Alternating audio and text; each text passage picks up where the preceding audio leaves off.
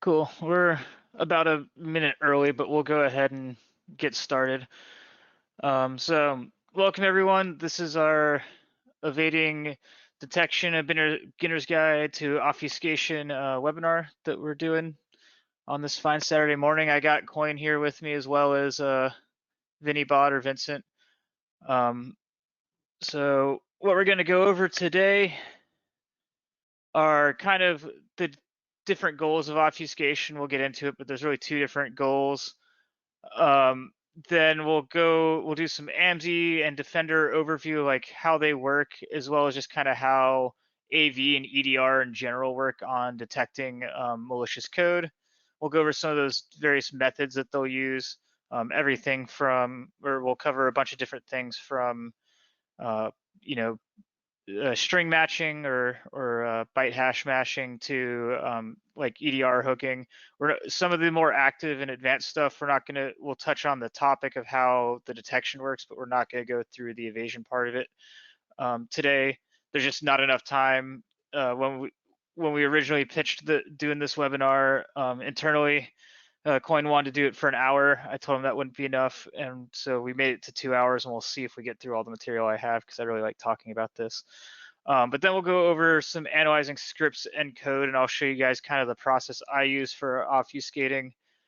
And then we'll go over some bypasses, time permitting, for once you have like your initial foothold or stager on the box so you don't have to deal with like the active evasion and doing all the obfuscation. So we are specifically focusing on .NET code obfuscation, so more specifically C# and PowerShell. There will be a fairly heavy emphasis on PowerShell. The heuristic detections by AMSI/Defender are a lot more robust for the most part for the PowerShell runtime than CLR. I used to talk more trash about the CLR detections until last night when I was working on, I don't know if you guys were in the general channel on our Discord, I was working on obfuscating a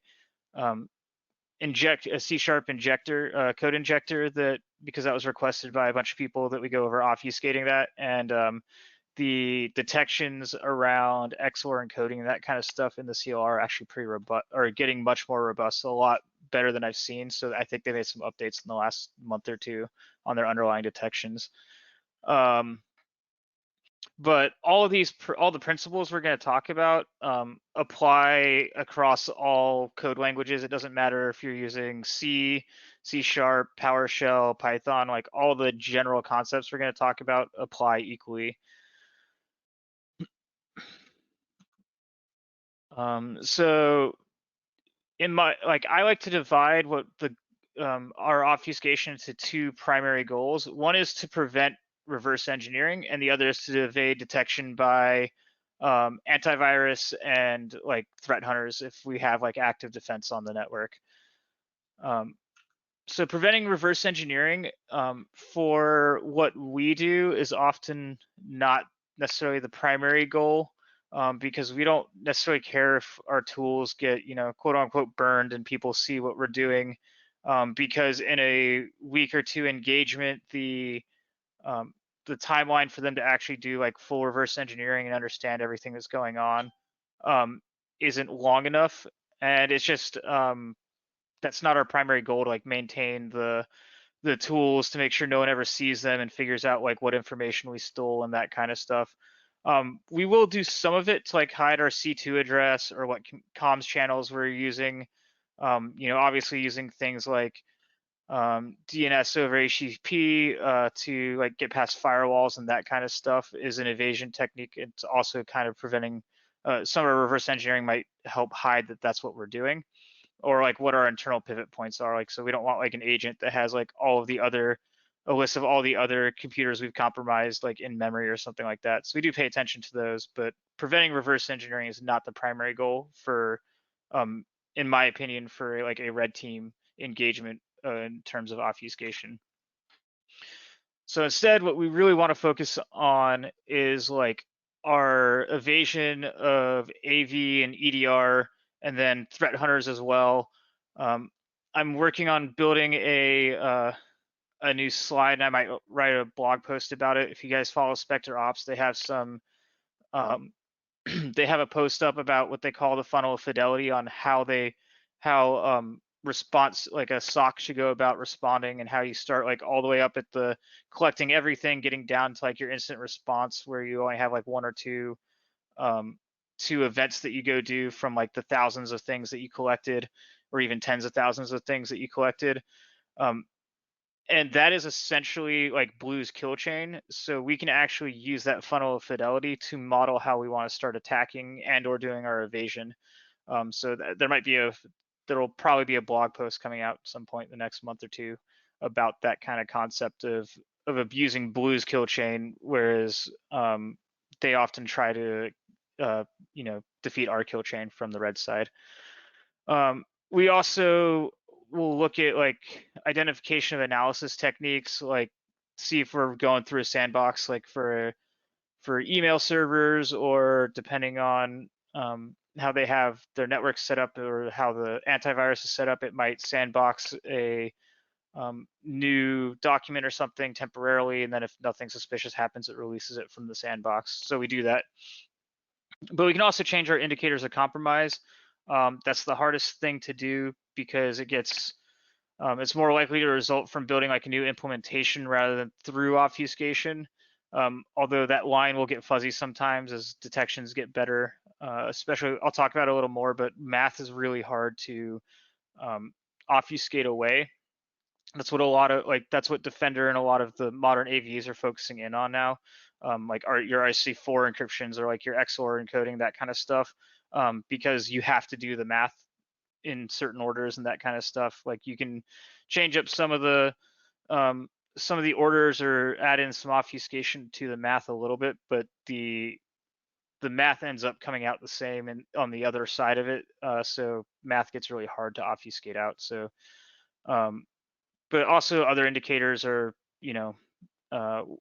using dynamic invoke instead of p invoke, that kind of thing.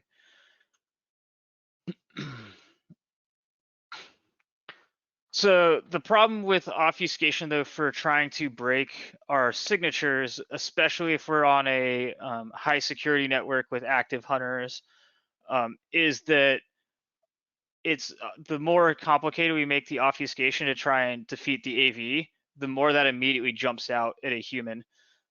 So like just for an example, like sometimes unobfuscated code, if you can get away with it, can actually aid you in against hunters. We had last year, like a major hotel chain called us because apparently some of our code showed up on their network, and they were telling us that it actually took them a little longer to respond than they typically do because the code wasn't obfuscated at all. So when they saw it, they just thought it was someone running like tests on the network or something like that, or like one of their red teams doing something because they expected adversaries to obfuscate the code.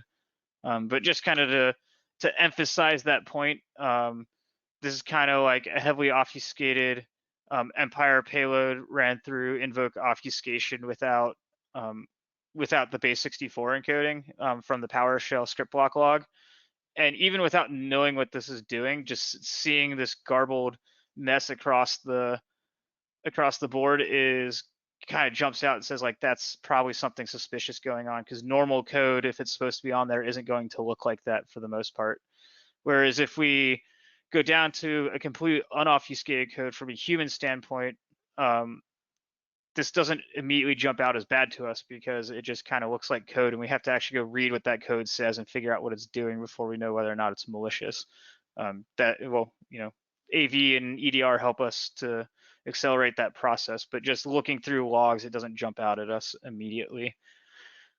So I'll just pause for a second here. Does anyone have any questions yet? I'll talk forever without taking questions if I don't make myself ask. How about before you continue, can you just promote Vince and me real quick so we have organizers? Yeah, I will do that, and I will put the slides into presentation mode. 1 second. So let me promote. I mean, you're jumping in and out of slides a bunch when you do your demos, so. Yeah, for now I can.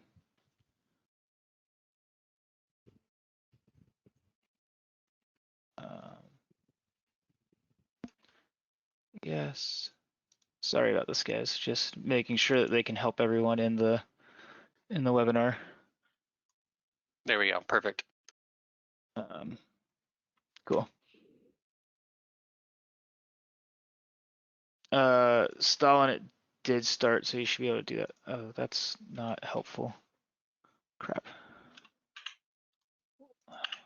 When I'm going into presentation mode is putting it in my other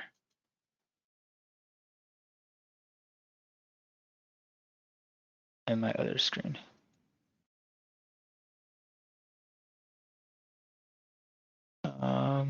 It is not liking me go into presentation mode, so I will just zoom in some. Is that better? Yes, the slides will be available.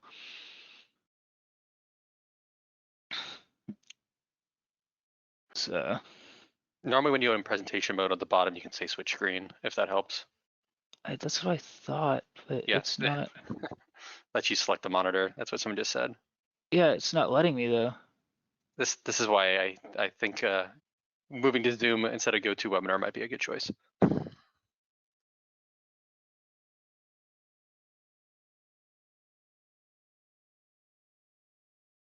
Why is it not letting me select my monitor?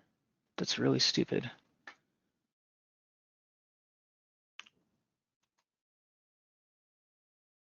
Well, I can do this for now. Hold on.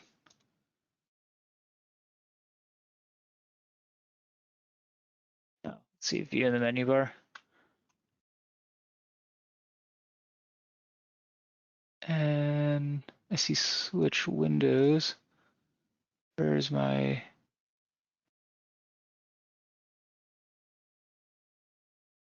This is why I don't do things in public like this.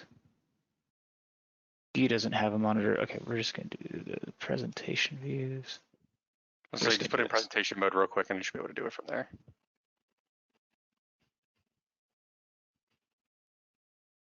I'm clicked on view and it doesn't have me the Go to bottom. option. Go to the bottom right and just go to presentation mode. As we do this all in public. I know I am in presentation mode. It's just going to my it's going to my other monitor. That's what I'm saying. So we can just do this. Okay, now you guys should be able to see it in presentation mode. Is that better? Yeah, that works. Okay, cool. I don't know why it wasn't working the other way, but cyber. Sorry about that, guys. Okay. Okay, so we kind of have two different methods of detection. They're not really different methods, but two different categories of.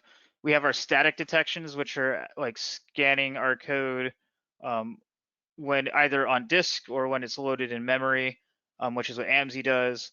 And that's comparing, that's not looking at the behavior of the code, it's just looking at how that code is structured. So the simplest method of detection is hashing the file. So you just take a straight SHA-256 or MD5 hash and compare it to known bad hashes. That's not super effective because it you change literally anything in your code and it'll break the hash. So adding like an extra period somewhere, adding depending on the compiler, like a new line somewhere. Even changing compilers can cause your hash to, like, the compiler version going from like a 4 to a 3.9 or something like that can change your hash depending on the compiler. So hashes are very, very fragile. So more often what you see is string matching. It's also known as, it's really better referred to as byte matching because we're not necessarily matching strings in the sense of strings like in our code. We're matching a series of bytes, byte patterns together to identify things that we know within code that would look bad. This is particularly easy in .NET because you're not going to full machine code. You're going to Microsoft intermediary language, which is kind of allows us, that's what allows for the portability of .NET code for you to switch, is because you're not actually compiling down to machine code until you run it, which is then just in time compiled down to machine code. That's why like IL spy and all those things can like really effectively decompile um, .NET stuff. And then we have hash scanning, which is like a combination of the two. It's taking byte matching um, and instead of trying to match the pattern of bytes specifically, it's taking chunks of bytes and hashing them and then comparing the hashes for known bad. It's a little faster than just doing like straight byte matching, so you'll see that. Then we also have like what I like to call heuristics type detection, even within that static method, because you can look at the file structure. That's how you can detect like packed exes. If you want to go do some research on it, there's like a whole bunch of different indicators that you can use just based on the actual like header structure and the code structure, or not the code structure, the byte structure in um, exes without being able to decompile them specifically and see what's going on. There's like a whole bunch of indicators, and people publish like thesis on like the math behind like analyzing like the file structure. You can also look at logic flows when you're using things like scripts or .NET code. You can compile out or pull out like the abstract syntax trees or control flow graphs, which show like the order that things are occurring in. Um, that's pretty effective because now you're no longer tied to necessarily specific implementations of like method names or that kind of stuff, but you can actually look at the flow um, of the code and match it to the like hierarchy within the code. That's kind of a more advanced thing. For AVs, I don't know how many of them are doing like a full logic flow analysis, just because it can take a while and it gets complicated. But it is possible. There's again a bunch of research papers out there. Um, what you see most often is like rule-based detections, which I like to refer to as context based detections. That's when you start combining things, like if we see RC4 encoding with a download command, that's bad. But if you see just RC4 encoding or just a download command, either of those on their own are okay.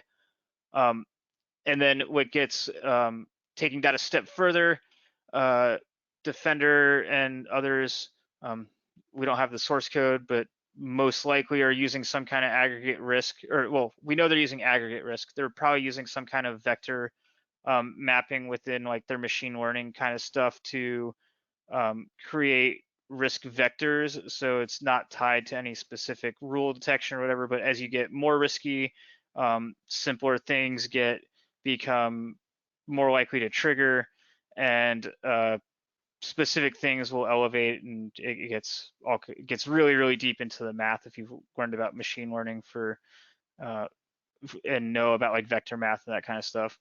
It would be interesting if someone wanted to do like a thesis or whatever from an offensive side. As more of these things are using machine learning, it should theoretically become possible to use adversarial AI techniques in your code to start preventing detection, so that it just doesn't know how to classify your code. But AMSI and Defender use a very like robust aggregate risk assessment. We're not going to go too deep into that, just because it's describing the inner workings of AMSI is like a whole like 30-40 minute slide deck that I have, and I don't think we want to do that right now. So dynamic detection is all of our behavioral detection, like sandboxing it, looking for a Microsoft Word document, trying to call out to the internet, or talk to LSASS or something sketchy like that. We can use system logs and events. That's for Windows. That's most often event tracing for Windows. ETW is a really effective means of doing .NET detection. That's what a lot of the advanced EDR stuff is using now. Although a lot of them have the capability, they're not necessarily always configured to use it. We had like a prior student tell us that they were going against like CrowdStrike, and um, they didn't have it configured properly, so PowerShell and stuff was working for them, and it showed up in the CrowdStrike logs because they were using ETW even after they used an AMSI bypass, but none of the ETW detections were configured properly. And then you also have API hooking, which that starts getting really down into the like computer science, memory management stuff. That's where dynamic invoke that Rasta Mouse and then published last year come into play to like skip around like your translation tables for API calls and that kind of stuff to avoid them. So we'll do just a quick overview of AMSI for anyone that doesn't really know how it works. I'll take another pause for for questions right now. Yeah, how about I'll read a couple off for you to make it a little easier. Okay. So, let's see. Joe asked, realistically, how much of developer C programming, Guru, PowerShell, Ninja stuff do you have to be effective at to bypass most endpoints? So to do it by hand, especially nowadays where it's getting better, is getting fairly time consuming. I like to do some initial obfuscation by hand and then use like the published tools like invoke obfuscation or confuser ex for C sharp. And when you kind of combine those, if once you have a good understanding of the stuff that's being searched for, it's not super hard, um, but it does start getting out there. Um, Oh, someone asked, will we ever run out of ways to obfuscate? Um, yes and no. As they get better at the AST identification, so the abstract syntax tree identification, and like I said, there's certain things that become really hard to obfuscate, like math. Like if you want to use RC4 encryption, it becomes really hard. Now, using built-in libraries often helps avoid that rather than rolling like a custom RC4 encryption in PowerShell or whatever. It does those do help obfuscate since most code nowadays does use some form of encryption for like your connections and that kind of stuff. But um, like math, where you're doing math is where it gets really hard to obfuscate. I know you have some good Yeah. resources. Somebody was asking for resources. I know that you have a couple things that you typically recommend. Do you happen to have those on hand? Like for like doing my analysis or like what kind of resources? The obfuscation stuff. Oh, of What? invoke and confuser and stuff. Yeah, I'll Yep. send out I will like put together like a GitHub page or something and post it and then share it on the Discord. That's probably the easiest way to share those. Um,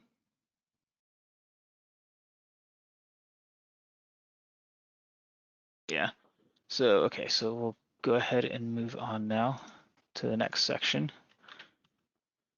Okay, so AMSI is the Windows anti-malware scan interface. I'll let you guys read this real quick. This is just the straight Microsoft definition. Has a bunch of buzzwords in there about enhanced malware protections and that kind of stuff. But what does that, like realistically mean? Is that when we're talking about scripting languages, so specifically VBA,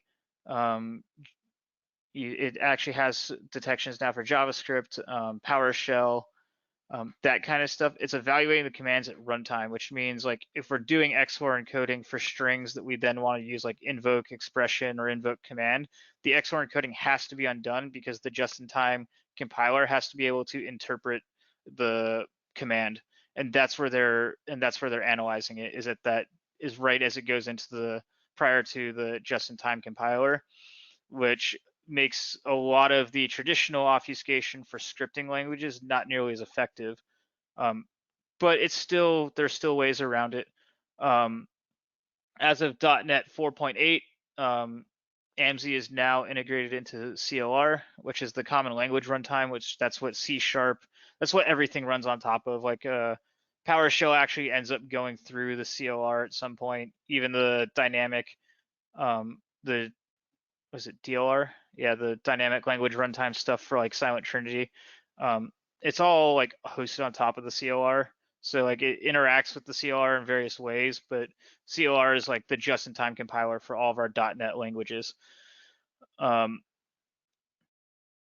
and so the other part about AMSI is that AMSI is technically, you'll see it used interchanged but it's technically only an interface for antivirus. So it's not actually doing the detections itself for the most part. It's passing it over to Defender or to, you know, CrowdStrike or whoever's using it,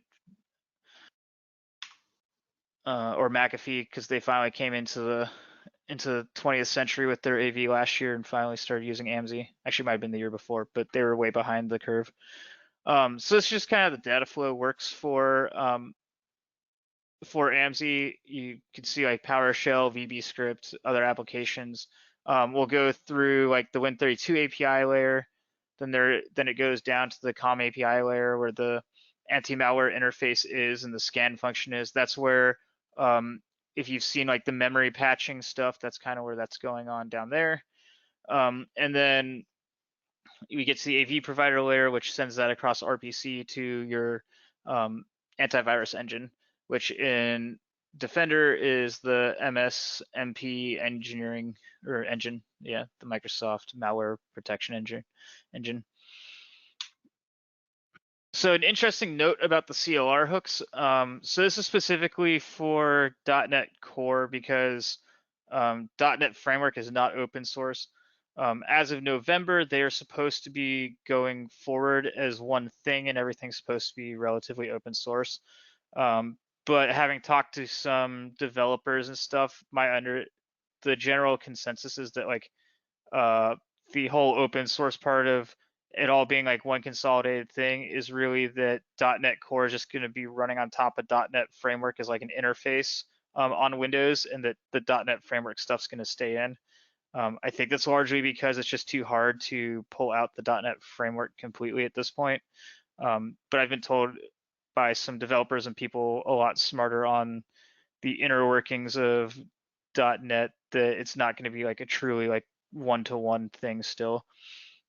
But so for CLR core, there's only one hook for AMSI in the whole thing, and that is when you load it from memory. If you are loading from disk, it does not call AMSI. It expects there's different instrumentation that Defender is expected to use. But as what's interesting about that is that instrumentation is assumed for Defender. We don't know what instrumentation is available for other AVs that they are relying on AMSI.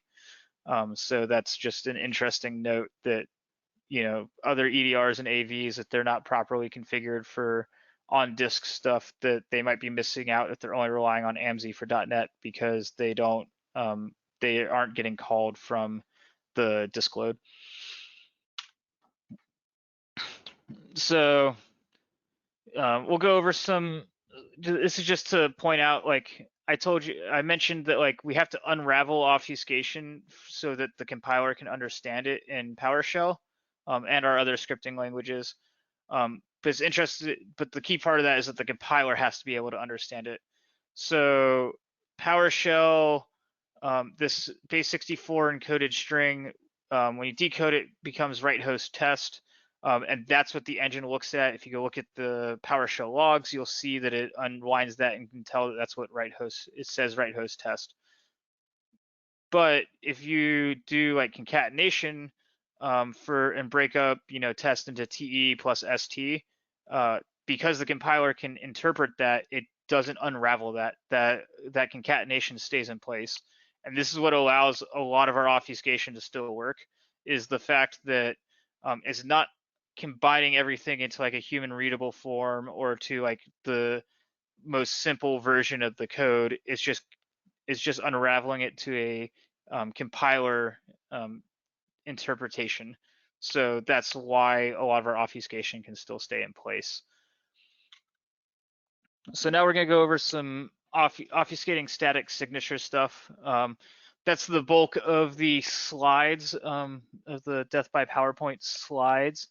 We'll start getting to do some like demo stuff at this point. Are there any questions that I missed?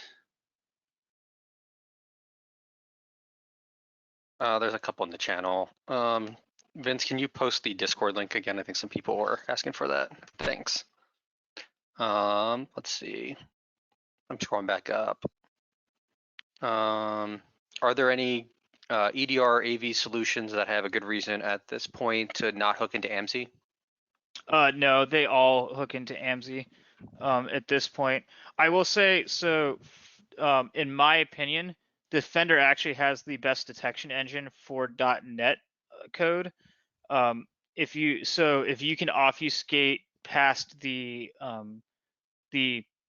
Defender engine and not get detected, there's like a 95% chance that you'll get past like any other AV EDR in terms of your static detections. Now, you could still get caught by like the ETW event tracing, by API hooking and that kind of stuff for EDRs and some of the more advanced AVs, if you're on like a enterprise network or whatever. But Defender's like just static detection engine is, in my opinion, one of the best ones out there.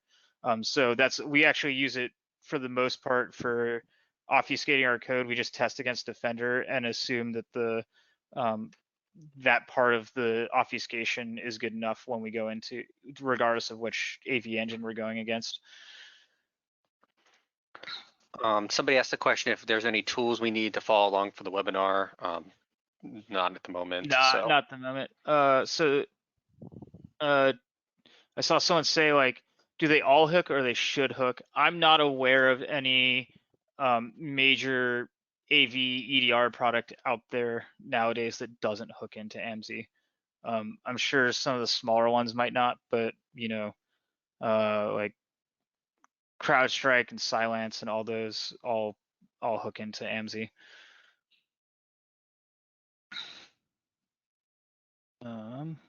Cool. There's a couple people typing. There might be a question coming up before we move on. A lot of good links, definitely. Yeah, so if a question comes up, just let me know. Okay, so for obfuscating our static signatures, what can we do? We can modify our hash, we can modify the byte strings, and then we can modify the structure of our code, which includes doing different implementations. Like I said, they're getting really good at detecting math. So the C# example I have to show you guys when we get there, I actually had to go do XOR in the XOR bitwise operation. I had to build a function that did it by hand, using like bit shifts instead of using the XOR bitwise operator, because it was impossible for me to obfuscate it out.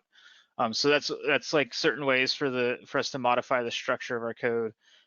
Another way that the thing you can do is use reflection to break up your code into different domains and or like DLLs, so that when it's scanning your initial code, that's not loaded up, and you can leave that encrypted, so you don't have to decompile it yet, so that your script block or your exe is scanned with just that. And then once you are running, you would decompile it and launch another context, which that section would be scanned, but you're now preventing them from being scanned together and breaking up that context detection. So as I said, modifying the hash, we can change literally anything. There's basically no AVs out there that are relying on just hashes nowadays, but it's still a best practice to just go ahead and use like random capitalization in PowerShell and all that kind of stuff, which is just a note here. PowerShell ignores capitalization, and this is throughout like PowerShell. Like it ignores capitalization and commandlets. It ignores them when you use calls to like not all of them. So like the core ones, like MS core lib and stuff. But if you're using like the direct assembly call, quite a few of them will allow you to use like randomized capitalization in them. Some of them don't, but a lot of them do. But like I said, AMSI ignores it. It's not gonna full AMSI, but changing your hash is a best practice. C# is a much more rigorously typed and enforced coding language, so we don't have the same flexibility, but we can change like the capitalization scheme of like variable names or class names and that kind of stuff to modify things and change our hashes a little bit. So modifying byte strings is kind of where we make our hay. There are a lot of options available. We can change variable names. We can use concatenation, variable insertion, potentially the order of execution, depending on what we're doing. A lot of launchers and stuff like that do things in a set order because that's the logical order from a human standpoint. But they're not actually required to be done in that order from a coding or like machine standpoint. So we can mix that up. For C sharp, we can potentially change the variable type depending on what it is. So like using like a list versus an array, like sometimes we can use those interchangeably, or even use like a dictionary in places depending on the coding language. So there's different options there. So variable insertion is PowerShell recognizes the $sign and lets us insert variables, and we can break them up and then put them together. And so part of what allows us to get away with a lot of this in PowerShell specifically is that once a script block is compiled, it actually has a flag in it that's set to like has been logged. And so it actually keeps the IL that was compiled attached to that script log or script block, and AMSI is only called during the compilation step. So when you're rerunning that code piece again, as long as the intermediary language is still attached to that script block, you can skip the AMSI check. And so like that's why once we get the word that would flag or whatever in there into like memory and it's been executed by PowerShell once, it doesn't trigger it a second time. And that the has logged is for script block logging. There's a has compiled flag attached to your script block log that once it's compiled, it doesn't check that code anymore. Variable insertion is supported in C# as well as of C# 6. We're gonna go after I get through these. There's about 3 more slides. I'm gonna go show you guys how this looks on the compilers. I have like ILSpy set up for this. So if you use like a compiler, decompiler like ILSpy to examine your file, for some reason like ILSpy, like the intermediate, I've looked across a couple of them. They all treat like the variable insertion as a concatenation once it's compiled. Which is odd because when we get to can't remember if it was format. I think it's format string. We'll get to it in a second. So we can also use format string for PowerShell to get things through. It looks like this. I'll demonstrate it. Yeah, so format string is also the same thing, which is kind of concatenation, but when you use ILSpy to decompile it, it actually shows up as that variable insertion in the code. I don't know how much it matters for detection methods. I just find it kind of interesting that of how the compiler code is getting treated. Okay, so let's go look at these things. So Before you do that example real quick, Hubble, there's a pretty good question here that if you just have a second, Yep. Do you think on the long run, AMSI uniformization on the scan interface is a good thing? The AMSI, I'm sorry, say that. Where was the question? It was from Archie. Yeah. I can pin it for you if that makes it easier. Yeah. It's not letting me pin it. Great. Come on. Oh, there you go. The sun's right in my eyes on my secondary screen. AMSI uniformization of this. Yeah, I do think that in the long run it's probably a good thing, because it standardizes how AV will look, and it just allows everyone to, first of all, it's good for the industry. It makes it easier for people to get access to that kind of thing, so that like new AV systems and stuff can interface with it. And it's just providing introspection to the code. It's not doing the actual detection, so all the detection methods and stuff are still proprietary across. So it's not like everyone's forced to use the same detection methods. It's just allowing them access to a lower level inspection in the compilers and that kind of stuff.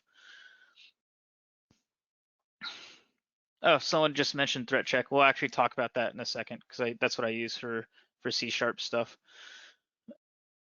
as well. So we'll go look at this real quick. So everyone can see my VM right now, right? That's what I'm showing. Yep, I can see it. Yeah, cool.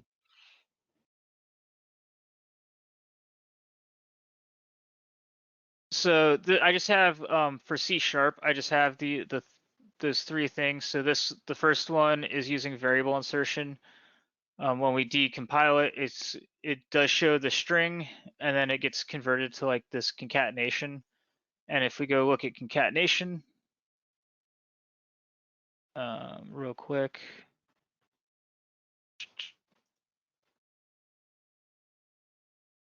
Does it let you make the text any larger, Hubble? Oh, yeah.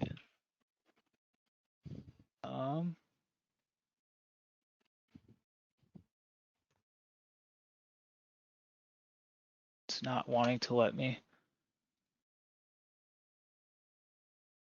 Does Control plus work? No, I tried that already. All right, well, this is what we get for doing it live.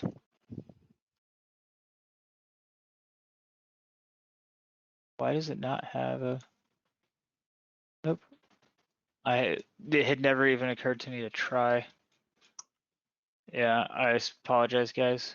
So I can do this though. I can show you what the decompiled code looks like in Discord, if that helps.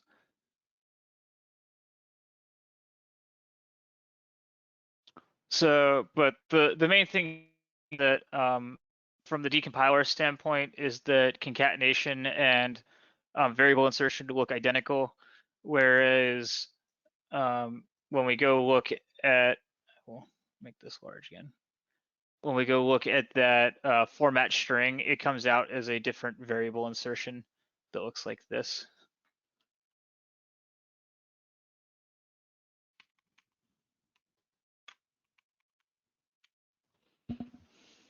So I have checked though, even though the decompiler looks identical between concatenation and insertion, you do end up with a different code hash. So it is not treated as identical by the compiler.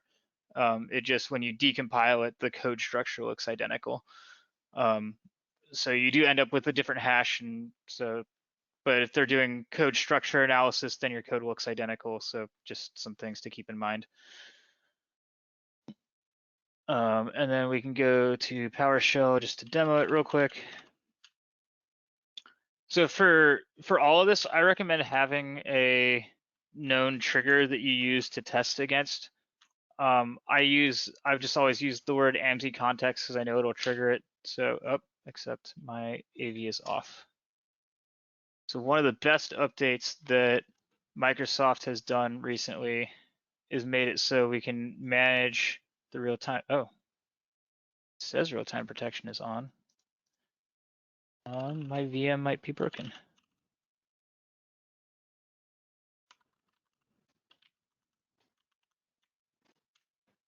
Okay, there we go. So I use the string AMSI context. Oh, thanks. And it produces a detection. So like I said before, we can do var1 equals, this is why I should have had it on a notepad that I copy over, which I do have for other things. I just didn't do it for this part. So we do AMSI. It's always something you teach in the class. I know. Do as I say, not as I do. You're supposed to never type things. You're supposed to put everything in a notepad and just copy and paste it, which is what we teach everybody, and then he still does this.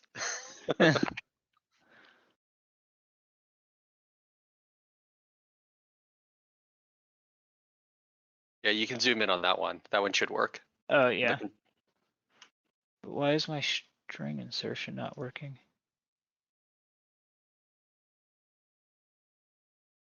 Magic. Oh, because I need to do it on the back end. That's right. I forgot. Never mind. Ignore me. That's what I get for doing it live.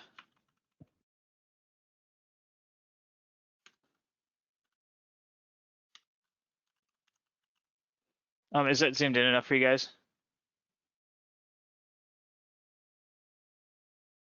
So Itachi, there's actually PS AMSI can help do that, and I believe AMSI Trigger can also do that. I don't think does threat check support using PowerShell scripts, or is that only for C sharp or for like your .NET, like your binaries and stuff? Yeah, I don't think it does.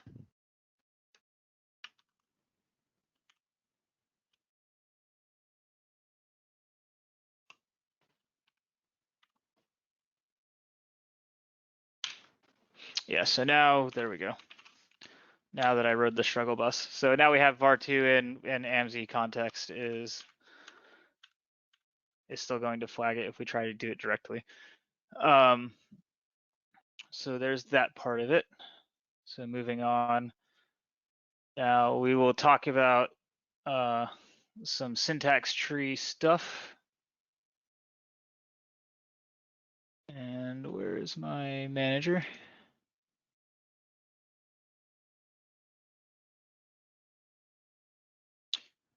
So abstract syntax trees, we're just going to talk about real briefly because they get fairly complex. And I Show had your like Discord channel, by the way. oh, Sorry. whoops, my bad. Wrong window open. There we go. There you go. Because they get really complicated. I was trying to set up a demo to show like there's some I can show it still. There are like some GUIs out there for like PowerShell and stuff where you can give it a script and it'll show you all of the syntax trees you have, and you can walk through them to see how things are looking. But syntax trees are like I said, they can use it to break up code into chunks and look for those bad chunks because at some point you have to have those trees often not, even if you move the code up a little bit because they're all linked to each other for the code flow. But this is a very deep rabbit hole to go down to start understanding them. But how it works from like a very top level is like you have your script block AST for PowerShell, which is like the entire script block that you're running. Then you have your name block, which is basically the same thing, but you can actually I haven't figured out exactly the definition because, like I said, this is kind of opaque. When you go look at the documentation and stuff of what constitutes a like name block AST, because sometimes you'll see like a second name block in your code randomly. Um, Often those are tied to like what appears to be just that what they call like their deep inspection. So every function, like if you have a script block that has like 3 functions in it, you'd have this primary script block and name block, and then each function would also have a script block and name block AST associated with them. Then your function definitions come down, and then you start getting down to your breakup, like what's calling your pipelines, what's actually running your host or your command, and then you get all the way down to like your string and variable literals that are the smallest part that you can break it down into. When we do like a more advanced seminar, we'll go deeper into like the abstract syntax tree theory and that kind of stuff, but it's something to just be aware of because it is a way to look at your code. And just here's another example of how it gets broken down. And as you can see, like this is just one simple command, and it breaks down into like 20 pieces. They're very, very complex. But changing your abstract syntax tree can help you obfuscate your code.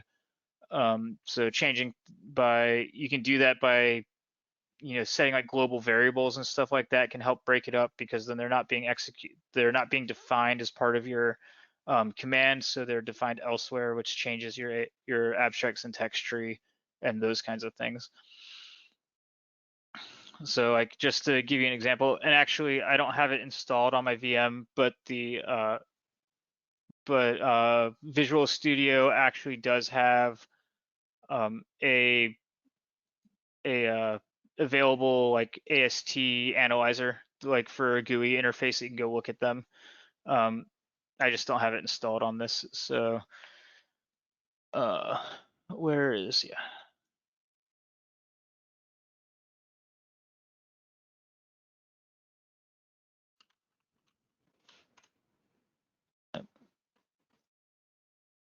Why does the toolbar search suck? Okay.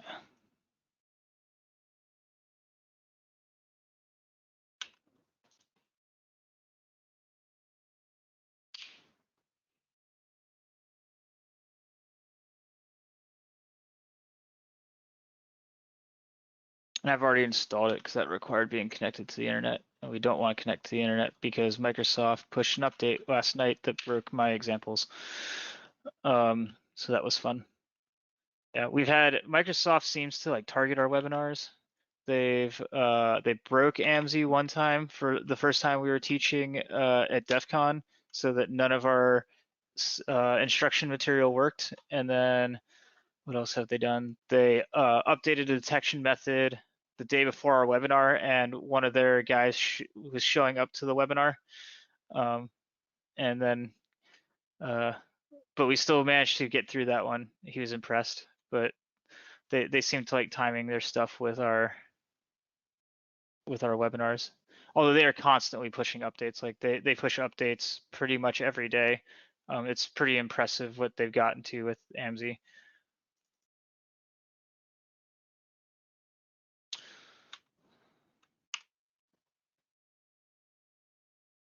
That is not what I wanted to do.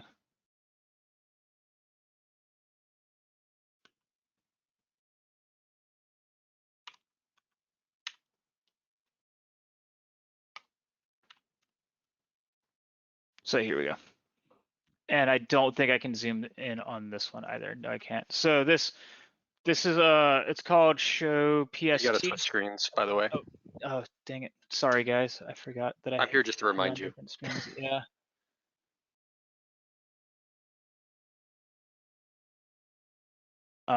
So this just has like the breakdown of all our PSTs. It's called or ASTs, sorry.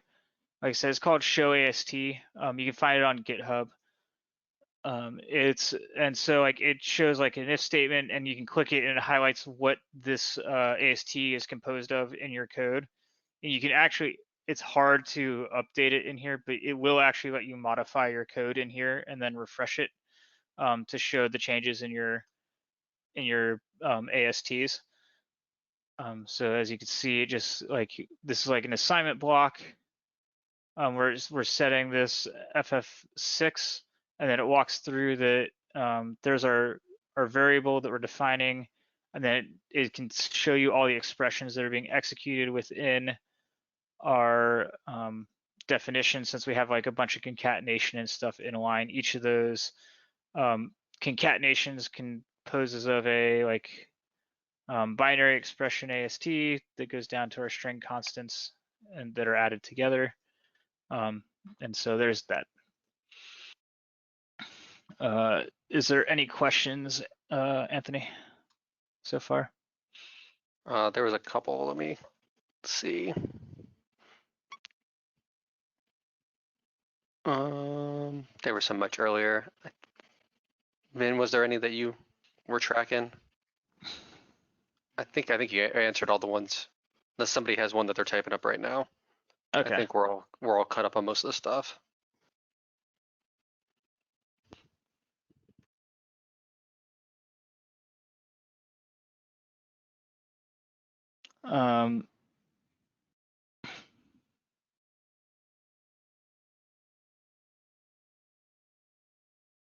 So someone asked about using like signed DLLs and stuff like that. So that's where like the ETW event tracing and the like sorry, I'm totally blanking. Like the when API table translation tables and stuff down to the kernel level all come into play, because you can analyze those and look for suspicious sets of those calls. So like if you're on a network that you don't expect to see code being compiled regularly, seeing a just-in-time compile event from ETW with like the MS build or something like that is a big flag. You can see those in ETW. The just-in-time compiler gets called all the time from MS build. Like if you go pull like ETW logs, and I'll show you guys how you can set that up. It like calling like MS build produces like hundreds of events in ETW. So like you can look for that kind of stuff. You could look for, if you are doing like code compilation, you look for like a just-in-time compiled with suspicious API calls, because like the interop calls are also shown through ETW, and as well as you can do API hooking and that kind of stuff. So we'll just go through like I'll show you like some of the examples I had of the code. Specifically, we'll look at the C# example, because I know when I asked earlier this week for what people wanted to see, they're asking me about a C# injector, like for injecting shellcode. So this is code I pulled from Kevin's on our Discord's Bad Rats GitHub or GitLab project. That's like a C2 framework that he's built. So this is what it looks like. Oh, this is the obfuscated one. So this is what it looks like by default. We can walk through it just real quick. It has like a main section that has an embedded key, and then a base 64 encoded, an XOR encoded shellcode that is then called to our XOR encryptor here. And then we have like all of our memory flags that are required for it. And so it's fairly straightforward, like in terms of the, well, it's lots of low-level memory stuff, but it's in terms of like the number of things we're actually doing, it's not super complex. But if we build the project, let me make sure that I have detection on. So if we build the project,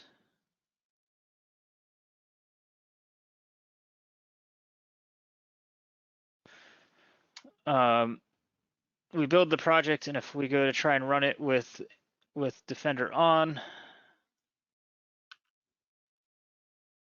we will get yelled at, and it'll detect it as bad. What's interesting, so something I've noticed, just as a note when you're testing, is that if Defender blocks it through AMSI, like in the COR, and you're trying to like reflectively load or things like that, it doesn't necessarily tell you it was because of antivirus. It'll often just say that it failed to load. So if you are having issues with getting something to work on like a box you're testing, make sure like you have AV off and that that's not the immediate issue, because Defender will sometimes block really random stuff. They actually, like I said, they push updates all the time. So you'll occasionally see where they push updates that are like really restrictive and start blocking tons and tons of things. And then a few days or a week later, they'll roll that back because it was overly restrictive and causing issues for customers. So sometimes things that shouldn't be like triggering like bad behavior or malicious behavior end up triggering it for like a few days if you like had been to update your code. So if you're just doing any C# development and not getting something to load initially, like that's always the first thing I check.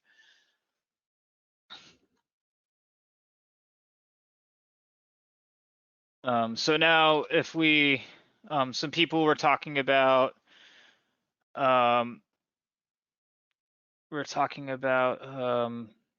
using a threat check. So I'll just show that real quick. Oh, go, stop giving me, there we go.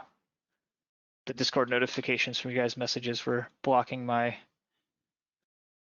virus or my ability to manage this. So yeah, also when you're doing your code development, make sure cloud delivered and automatic sample submission are off and you're not connected to the internet. You don't want to burn all the code that you just started working on. So now we will recompile this.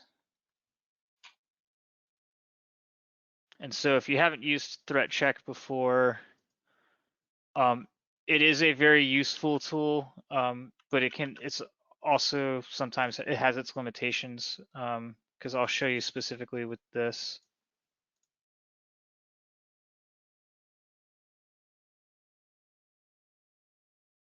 And I am showing my VM right now, right? Since I forgot last time. Yep. Okay, cool.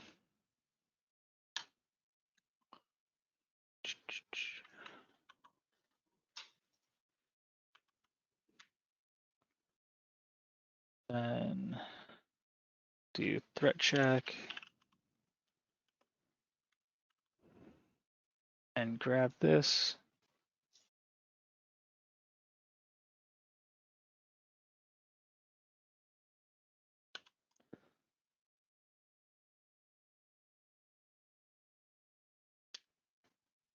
Okay, so what threat check does is break all of your code into like a bunch of different pieces, split your binary up into a bunch of different pieces to look for where the detections are occurring. And so we get this check, and sometimes it's hard for us to get to know what this is talking about. Having done this, having obfuscated this code a bunch, I can tell you that what this is flagging on right now is our XOR code right here. So we know that it's flagging on that, but so how do we? And so let me take a step back. I know that because I spent like 2 days working on this a bunch, so I know where it's looking at.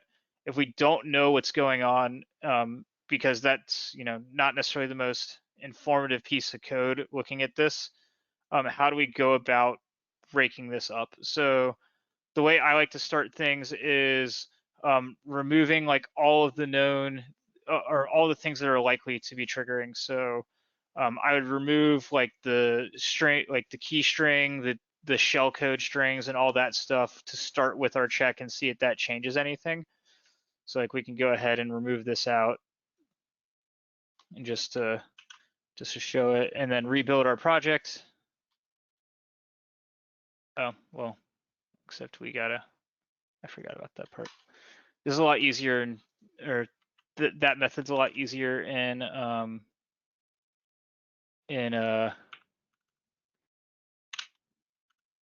in PowerShell because it'll let you get away with not defining things. It just throws an error that it doesn't like it. So just change this to something that works.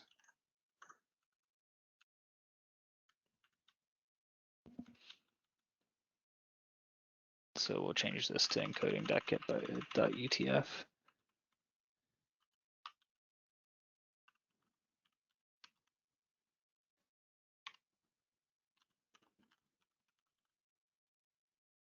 So we can rebuild the solution, and now we can run threat check. And so like this code won't run right now because that's bad. And interestingly enough, our shellcode remove does fix that. So now we have some options that we could start looking at. Is there a better way to encode our shellcode, or are there other things we can do? I actually didn't expect that to work, so that was a little surprising. Because our other option is, so like I said, I know math in general is what a lot of these detections are built around. So another thing I would go check when starting out would be where our XOR encoding is happening. So we'll take this out, and then we're just not going to XOR encode it. We're just going to convert our base 64 string like this. Rebuild our solution, and then look at it again. And again, we had no threat found. So now we have a couple of different options to start looking at, like how we go about obfuscating this. I have a fully obfuscated version here that I can show you guys. So like so I started off by, it didn't really matter where we had our key and shellcode in here, and it being near this file location for the process we were starting was triggering things. So I moved it down here, which got rid of our initial trigger with the code.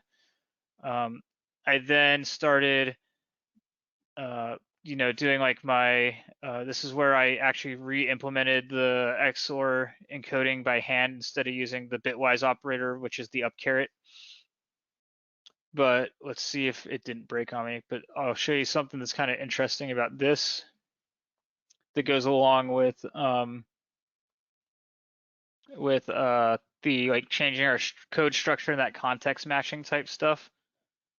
So like if we go and run threat checker or threat check against this, it's going to pass right now. Oh, that is not what I wanted. I wanted this.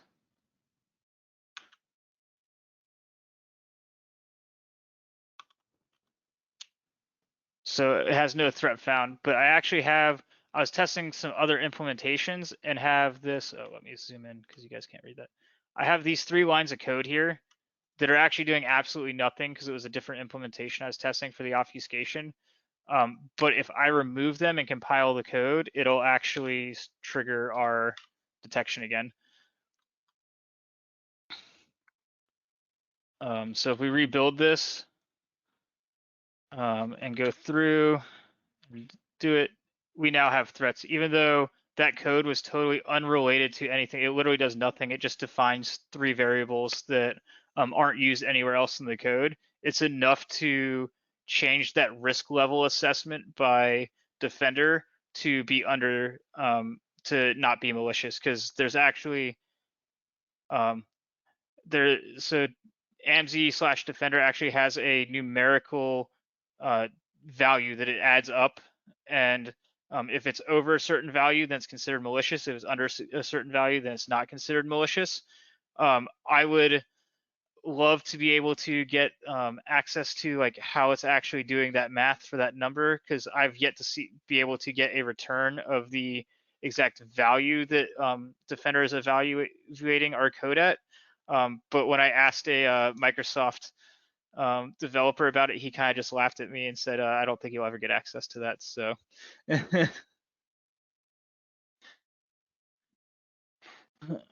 we got a couple of questions. If you just got yeah. a second, if you want to take a quick break. Looks like a couple of people are asking, what's the difference between threat check and defender check, and why do you prefer threat check? I don't know if you happen to use both. Yeah, I've used both. There's not I don't have a real reason to use one over the other. I'm a fan of Rasta Mouse, so I use a lot of his stuff, but yeah, but I don't think so. Exploit code. I don't think AMSI is actually doing any detection, so I'm not sure like what the AMSI engine in Rasta Mouse is doing versus the Defender engine, because AMSI is just the interface that sends it back.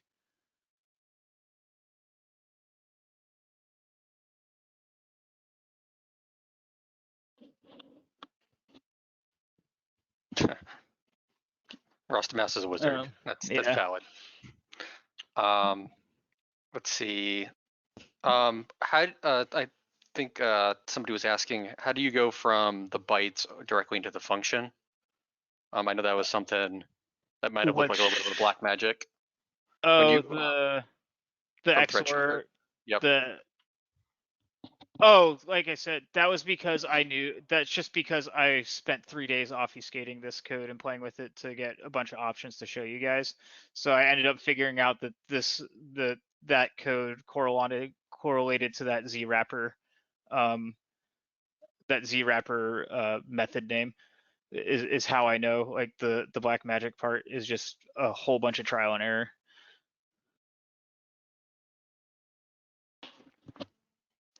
So maybe somebody can come up with a really cool way to do that. Much easier. Yeah, because there's actually like Rostamaus has a obfuscation walkthrough for like a very quick obfuscation walkthrough for some Covenant stuff, and he kind of does the same thing where he's like, well, this clearly tells us it's here. And I'm like, without having looked at the code, like played with it a bunch, I was like, how do you possibly know that? And it's just you end up working with your code and figuring out what things correlate to. I think we got time for one more before we keep moving on. It's like somebody was asking, this is all great, but once you fire it off into the internet, is that completely different? So that's where, and we're not going to get to too much of it today. I have some in the notes. If you guys would prefer, we can skip to some of the bypass discussion stuff, or I have some stuff about like detecting sandboxes and like AV processes to like for doing like evasion type stuff.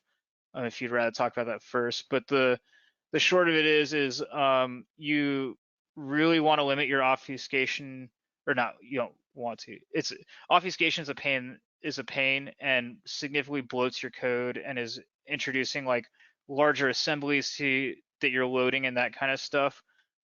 So a lot of times we try to obfuscate the initial payload that then disables all of the monitoring tools it has. So we'll unhook ETW, we'll unhook AMZ and all those things, and then the subsequent loading that we're doing of uh, tasks or additional payloads and that kind of stuff.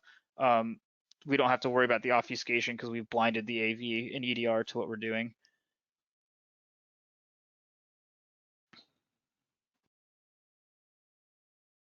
Uh, Probably, Matt. You probably can map the bad bytes.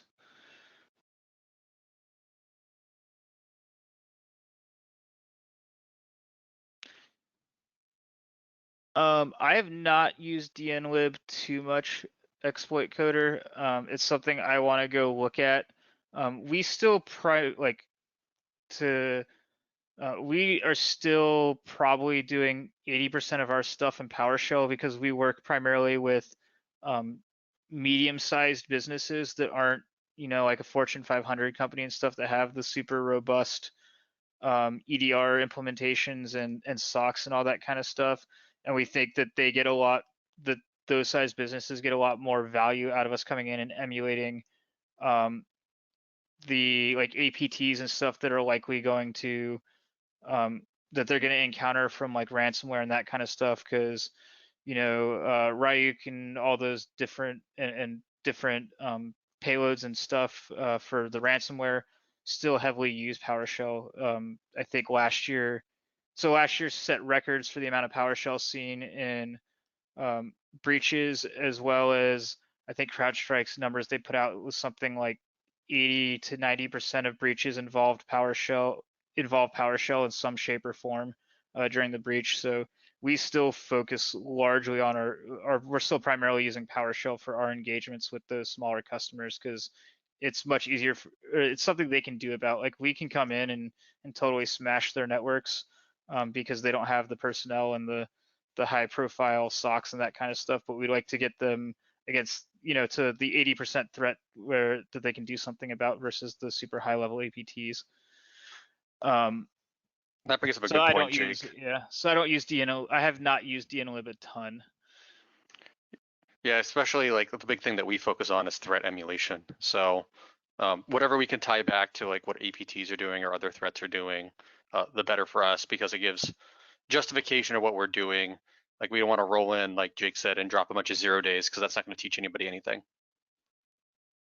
Yeah, it's so even if they do have a SOC, I still have lots of success using PowerShell. It's been a while since I went against somewhere with a SOC, but um, PowerShell is still so heavily used by admins, um, and admins do sketchy things all the time to make their scripts work. They find scripts on GitHub or through Discord from other sysadmins that someone wrote as a homebrew thing, and then they just kind of validate it and send it through. And so, like, I've been places where the PowerShell scripts the admins were using were producing so many alerts in the SOC that basically PowerShell was just ignored because they're like, oh, it's our sysadmins. Um, yeah, so um, yeah, so we still see lots of success with PowerShell. My But favorite is when they disable uh, command prompt and then you still have PowerShell access. oh yeah, that's also a fairly common one I've seen. Just a just another tidbit since we diverged a little bit. Um, if you're the other thing that you like this the I have seen more than once in admin scripts is as a red person is go and dump the PowerShell logs and go find the admins that have embedded passwords into their scripts to authenticate across the network.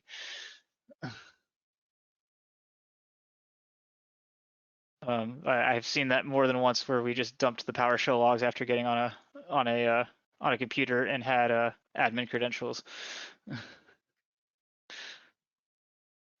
So I think going through the sandbox stuff and then maybe hitting over the AMZ bypass stuff with if we have enough time would be good. Okay, yep, that's what So. I'm gonna do now.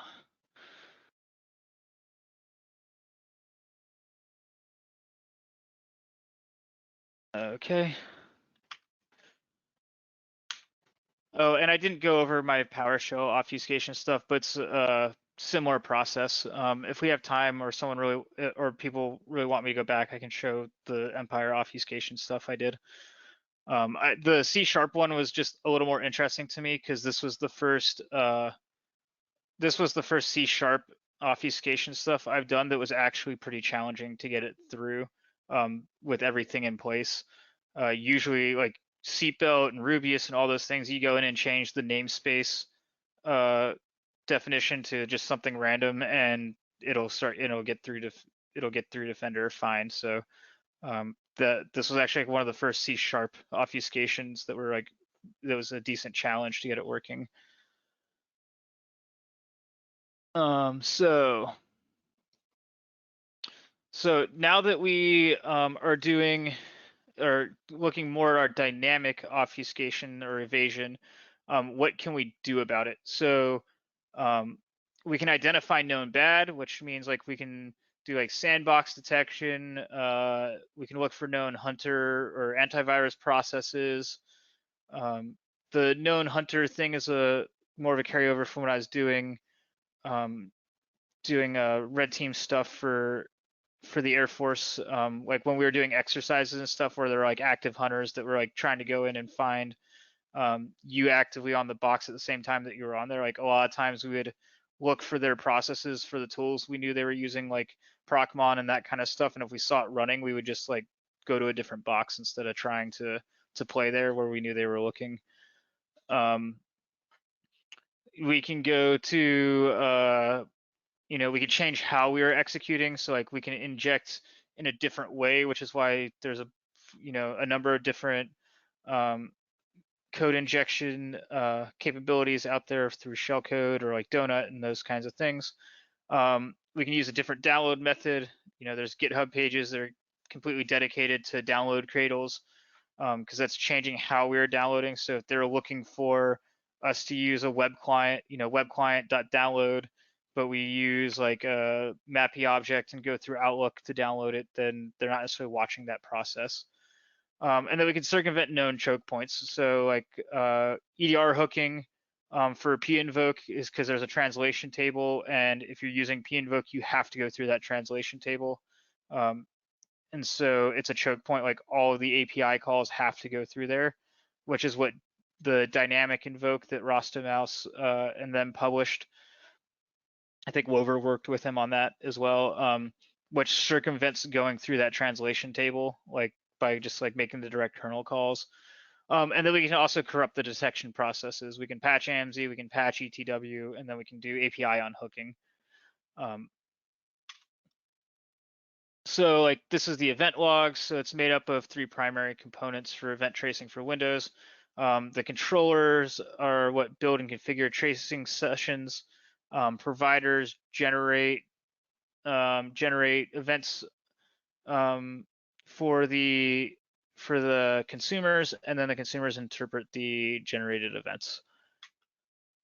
There are tons and tons of different event providers. There's a whole bunch of articles out there. Actually, Anthony, if you don't mind, on our staff channel on the Discord, if you remember a few days ago, I dropped that ETW blog post that shows how to how to build like a start the event tracing for ETW and use Silk ETW and that kind of stuff. If you could drop the link for everyone, that would be good. But the primary things that they're looking for from a .NET hunting perspective is they're looking for assembly loading activity. Lots of code does assembly loading, but they can look for when it's called and like the context and that kind of stuff. They can look at assembly name and function names. They can look for just-in-time compiling events, like if you're using MS Build or CSC.exe.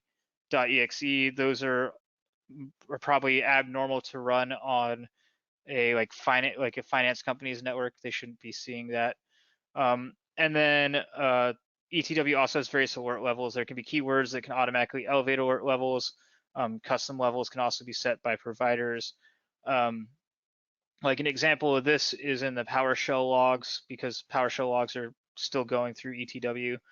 Or like if you do like get field on like a on an object, get field by itself is automatically elevated to an alert and logged, even if like script block logging is not turned on. Like it's defined by Microsoft as like a mandatory logging event because of the they view it as suspicious.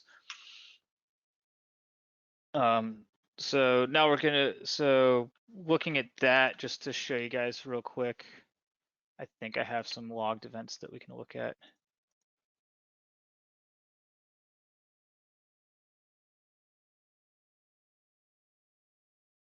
So I have event viewer.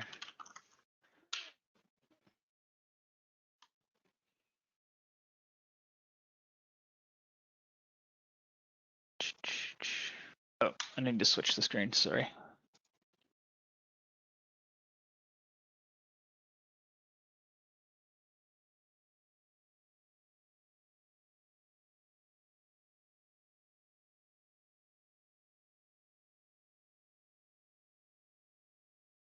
So this just shows like some of the different things that are in here. It's kind of hard to just dig through the event logs of .NET stuff, the .NET runtime stuff by itself, just because it produces a ton of logs. But you can see like here, like it's showing like a class being built and the assembly being constructed and running in here. And so there's a whole bunch of information about all of the native functions that are being called. So it's like an interrupt call. That's why it's being logged, because I configured it to do that. It shows like the assembly names that are being loaded, which assemblies are being loaded. And so it's ETW has just tons and tons of information that is available to it. So this is where like the EDRs and stuff are getting much more advanced, and why like they are much more effective than just traditional AV that's only doing like standard behavioral analysis and that kind of stuff, because ETW lets you get like very low level into the events that are happening within the computer. It looks like I may have a question.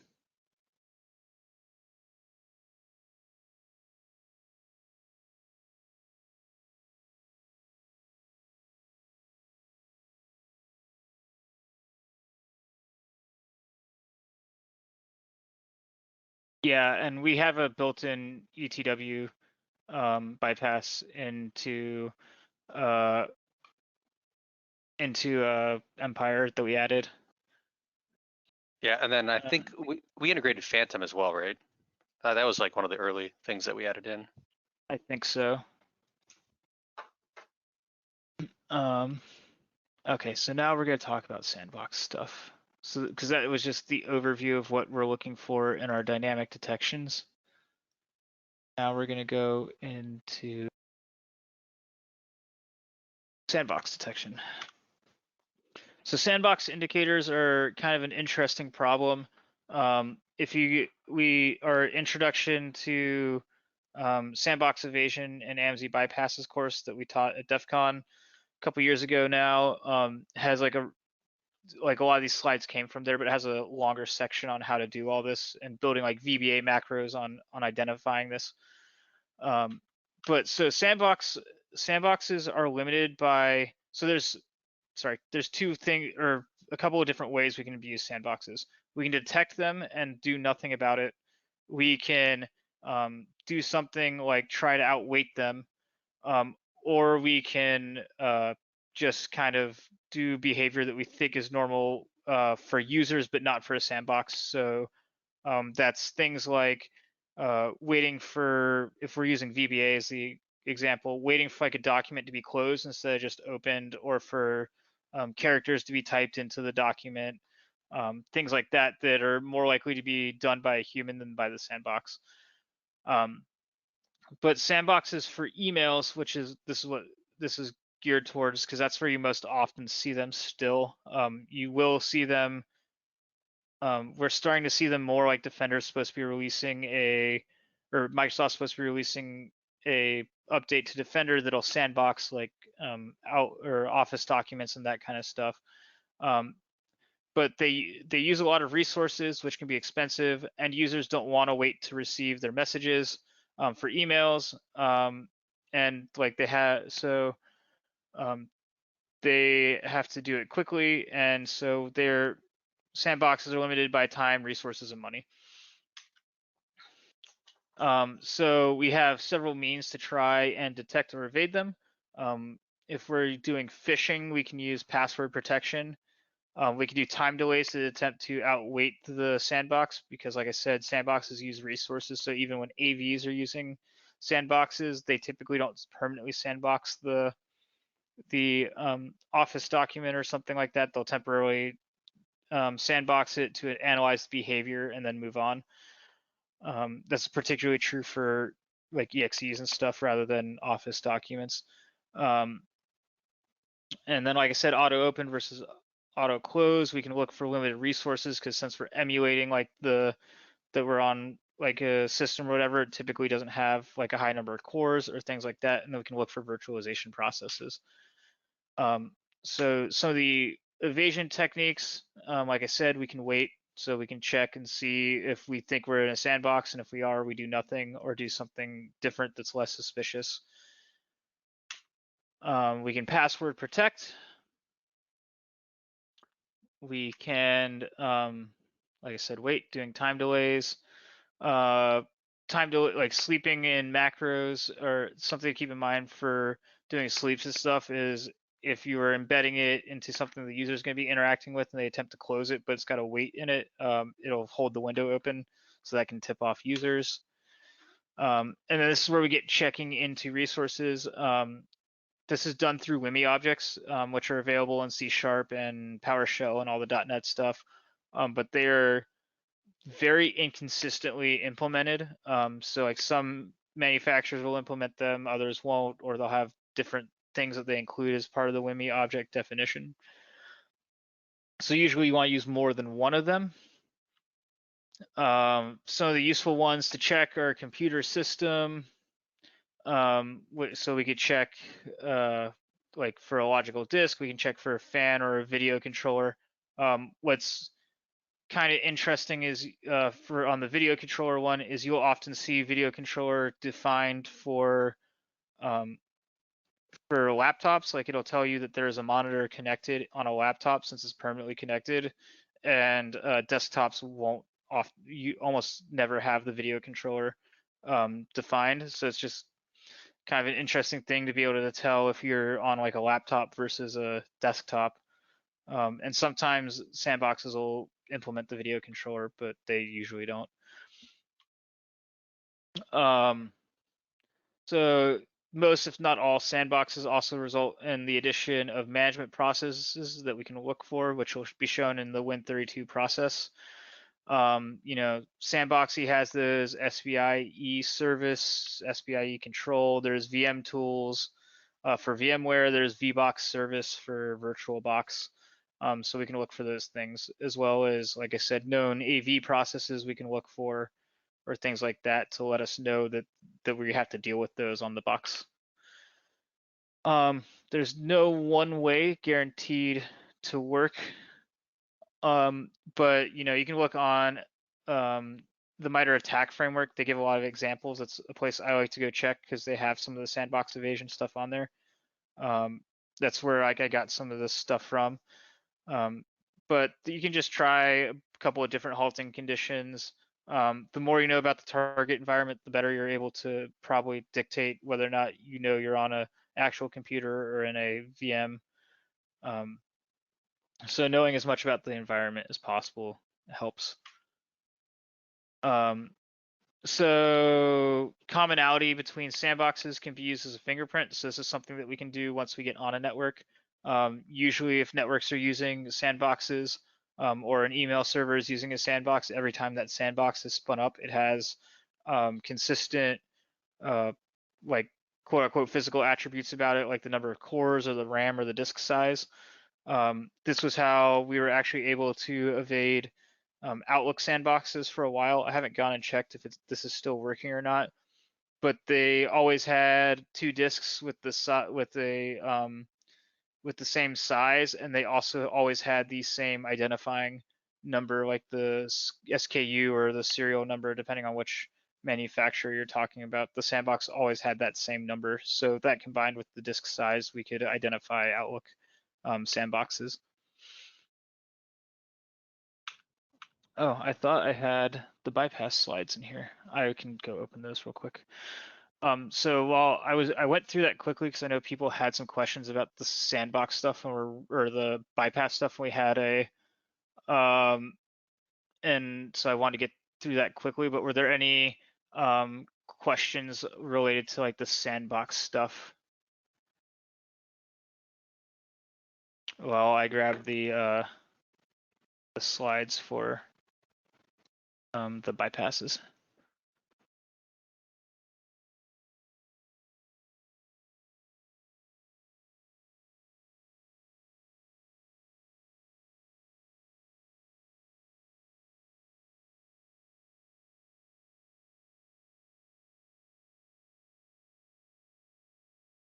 Coin, if you want, and like, let me know if there's any questions. Yeah, sorry, I'm just getting caught up in the chat. There's a lot going on, a lot of good resources that have been dropped in here. A lot of stuff from Secure This Shit, because we use a lot of his stuff, so. Let's see, Empire has an option to add sandbox detection. We still have the one for Outlook, right? Still built in? Yeah, we do. Okay. Can't guarantee it works very well, but I'm pretty sure it still works. I don't think they updated any of the sandbox evasion, like on the size of the disk. So I think it still works. It's just you don't get the callback out anymore like it used to have. Yeah, it used to. So the sandboxes used to allow when they're doing the behavioral analysis, they'd actually allow the payload to call out to the internet. That was how we were able to collect the information regarding the status of the sandboxes, was they didn't isolate them. Yeah, that was bad. Let's see. Okay. Somebody asked for does anybody have any insight for flagging deinvoke? Like it certainly is like the next big things for years to come. Sysadmins will not bother to get shady enough to use it. So will they flag it equals an easy win? So I know you have some experience with deinvoke, so. I have a little bit, but like defending is not my. I have not done a investigation into the indicators on deinvoke and how consistent they are. Yeah, that's probably a good thing to go research, but I have too many things to research and not enough time. I'll write it down for you. Yeah. And then After my VBA stuff and my Empire updates and yeah, we got a lot going on. Yeah, C# agents coming soon. yeah. How do you advise clients on remediation? And then the quote was, yeah, we obfuscated a bunch of custom code to bypass Defender. So like, what's the advice we give clients when we break their stuff?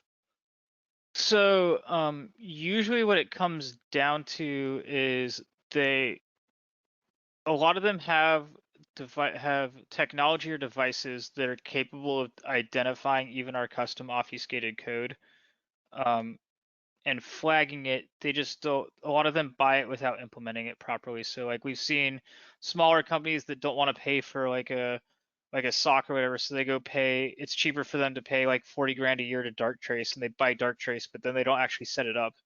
So like they had like those products are capable of the detections. So normally the remediation is helping them understand like the types of stuff they need to configure and go look for. So that's usually where our remediation focuses around is that we try to help them understand that just because they went and bought something off the shelf doesn't mean that it's fully set up for them and that they need to configure and that kind of stuff. Yeah, it happens way more than it should, and they spend lots of money on these products. So that's where remediation focuses around. And then we will also purposely we'll see how far we can get with that code or with like our obfuscated code, and then we'll also at points use like unobfuscated code to see if it's detected and that kind of stuff, and we try to give them, rather than saying like you're good, bad, we owned your network or whatever, we try to give them a like risk picture saying like, okay, you were detecting these unobfuscated things, which will protect you against these types of threats. But like our custom code was able to get passed. And so like we try to give them a spectrum of the idea of what they're looking at, and not just a like we came in and destroyed your stuff. So we'll jump into the AMSI bypasses real quick. Rotation mode on. What screen am I showing right now? So you guys should see the AMSI bypasses now. So I kind of already spoke to it, but basically the obfuscating is time intensive and creates a lot of additional size in our payloads, which can be flags in and of themselves, either based on network traffic size, the amount of memory we're utilizing on the endpoint, that kind of stuff. So we don't really want to have to obfuscate everything all the time. As I mentioned, here's that kind of numerical evaluation I was talking about for AMSI results. I've never actually seen a 0 come back for a clean. Hubble, for Because some reason I'm not seeing your slides real quick. what am I sharing right now? I see it says AMSI bypasses, but nothing, no. Oh, There we whoops. go. There we go. Sorry about that. So I've never actually seen a 0 come back, because if you go look at the source code, when it says a 0 comes back, that it apparently means that like it could never be used for malicious purposes, but everything, especially when you're talking PowerShell or .NET, where reflection is an option, with reflection everything can be eventually changed to be malicious. So I'm not sure why the 0 exists, but typically you'll see either a not detected, or which is a 1, or that 32,768 come back. It rounds, so like I said, you never get an actual numerical score from your results back. It rounds it to these to one of these 5 numbers. So it would be awesome if we get the actual numerical score, because then you'd know how close you are to getting passed, and it would make obfuscating much easier, but we don't get that. So this probably isn't a valid obfuscation anymore. But when we initially built these slides, because I went and grabbed some of our older slides because I thought had the updated ones in there. When we initially did this, like this is just a netcat reverse shell to like a netcat catcher. This got caught. If you just changed it from the PowerShell way of defining new object to using the assembly to call it directly, it would go past Defender. But like you'd go out and look at guides, and you'd find like these super complicated obfuscations, which is why like I like to emphasize learning how to do this by hand first, and then using automated tools so that you understand what you're trying to do. Because often we make we don't have a good understanding, clear understanding of what is actually triggering our detections and why they're triggering, it makes the obfuscation a lot more complicated than it needs to be. So the first bypass is the reflective bypass, which is the which is the one that was published by Matt Graber in a tweet all the way back in 2016 and is fixed because despite how important AMSI has become to detection methods of that kind of stuff, it's not like officially considered a boundary, a security boundary, because it's hosted in our process. So there is no intention to go fix this. So it'll continue to be useful.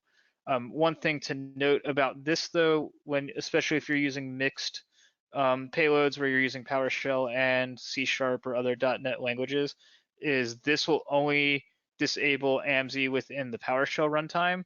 It is not patching that lower level like API layer of the AMSI initialization. So like CLR detections will still happen if you use this reflective bypass and not one of the memory patching ones. So it patches the AMSI scan result.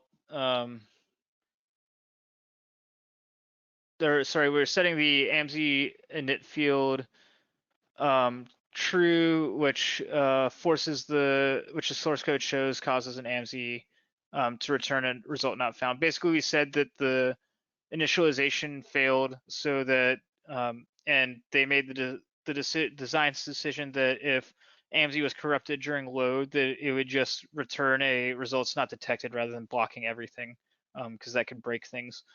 So that's if we say that if we corrupted AMSI while loading, then the scan is automatically returned as no results. And as I said, it's hosted in our process, so that's why we have access to do whatever we want to it. So this is an AMSI bypass that I wrote, which is based off of Tal Lieberman's one that he posted at Black Hat. It's fairly similar to the one that Rostamaus has also published. But it's a little different. Mine's a little shorter. His is a little more robust in terms of like the proper coding stuff. But this removed about 20 or so lines from the code, so I like the code to be a little more compact. But this is where we're actually patching the memory. So that in the previous one, the scan never happens. In this one, the scan does happen, but the result is forced to always be returned to no results detected. So we use C# to export a few functions from through pinvoke. Then we add it and we patch the memory process. Something that is actually pretty interesting that I can show you guys real quick about this is you actually don't have to marshal the memory. Just using that, just changing the virtual protection on or the protect flag on the AMSI process or like memory space seems to break it for some reason. It's like a kind of nice obfuscation trick that I found the other day, because that it removes a few more additional lines of code that we could have been using. So let me grab that code real quick just to show you guys.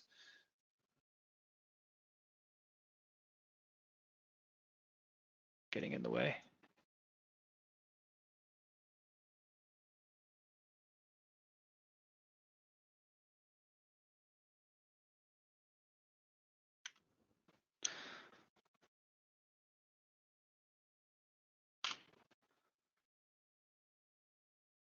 So if we do our AMSI context, see that it's flagged as malicious. This is still the one-liner, but as you can see here, if I go back, pull up the PowerShell window again, I don't have this last line where we're actually marshaling and copying the code into the buffer, or these like buffer new object or these any of this code right here where it says like buffer 0 for the flags to copy in. I don't have any of that in there. It's just changing that virtual protect flag. And then when you hit enter, it now disables it. I'm not sure why that happens, but it was a thing I found out when I was trying to obfuscate code like a month or so ago, trying to figure out exactly what in the bypass was getting flagged, and so I removed that bottom section, and then it still worked. So just kind of an interesting tidbit there.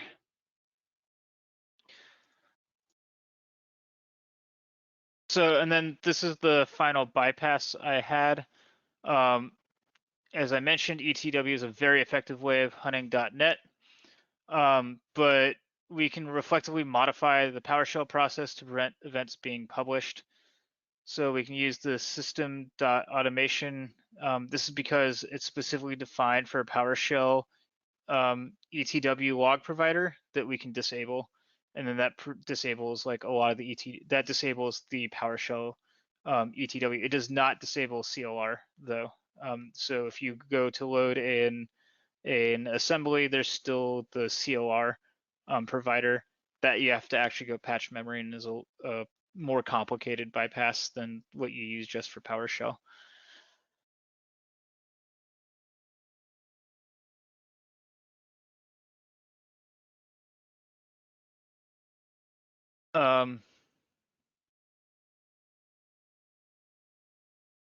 If you're looking through questions, I know Itachi mentioned, why doesn't Microsoft fix this? I know you kind of covered it, but if you want to hit on that again.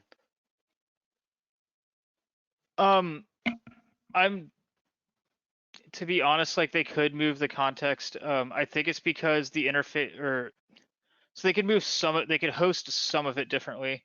It's because the interface has to be attached to the process that you're pulling code from. So there has to be some interface to the AMSI process, even if you're going to a lower level. The process you're in has to have that pipeline to pass the information out. So we can abuse that pipeline to send the information to the lower level.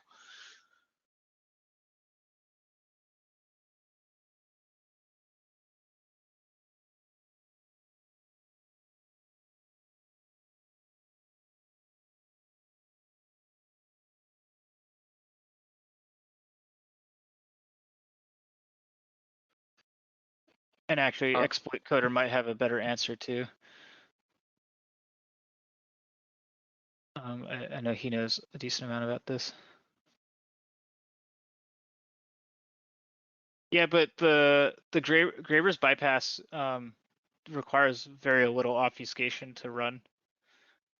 It still mostly works. You just got to make sure the word AMSI isn't in one piece in it, basically.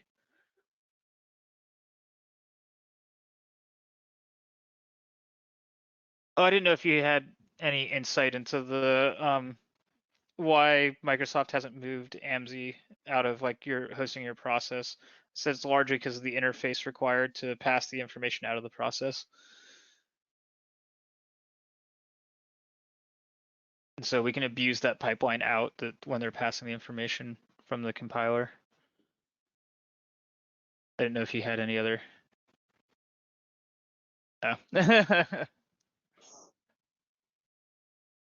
Oh.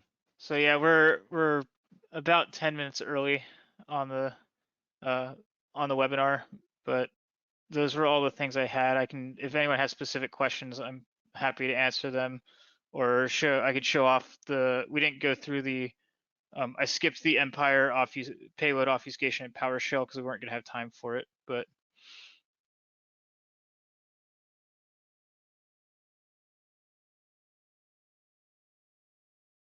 Okay, yep.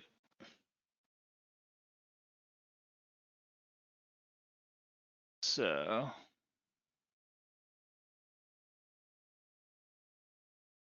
Where is the control for this? Well, while you're getting that pulled up, so I know since we're coming up on time, and some people might drop off while we're doing some of this stuff, we are offering a course next month if anybody's interested. that's going to teach you all about threat emulation. There's a whole section on initial compromise and obfuscating payloads and all that stuff. So if you're interested, I think VinnyBot's going to drop a link in there. Check it out. It is. I have a few seats still available, so sign up if you have a chance. Yeah, and we have I know one of the sections that people really enjoy in there is we have some pretty cool red team infrastructure. Yes, if Itachi, if you sign up for the course, we will provide video recording from each day that you can hang on to, and we share the slides and stuff with everyone.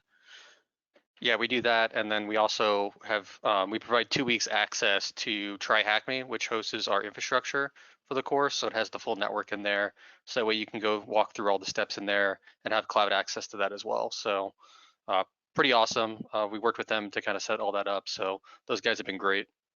Yeah, but okay, so we'll look at the base Empire stager. So basically, there's a whole bunch of stuff in here that we can start playing with. This is the base Empire payload with that's which one? The base Empire payload with script block logging. The Matt Graber's bypass is the one that's currently in here. And then we have our actual download cradle. So like I said, Microsoft or Math is getting really hard to obfuscate out because AV is starting to zone in on it. So the actual hardest part of obfuscating, so we can get just the download cradle passed with some work, but we can go look at it. And actually, sorry, I need to turn the real-time protection back on first. So with our default payload, it'll turn on and it gets flagged as malicious. So there's a couple of pieces in here that just because I've been obfuscating Empire for a very long time at this point, I know that are going to be a part of our initial flags. So like just taking out like the RC4 encoding is usually enough to get us started on our. Didn't like that. Why didn't I cut that out? Oh.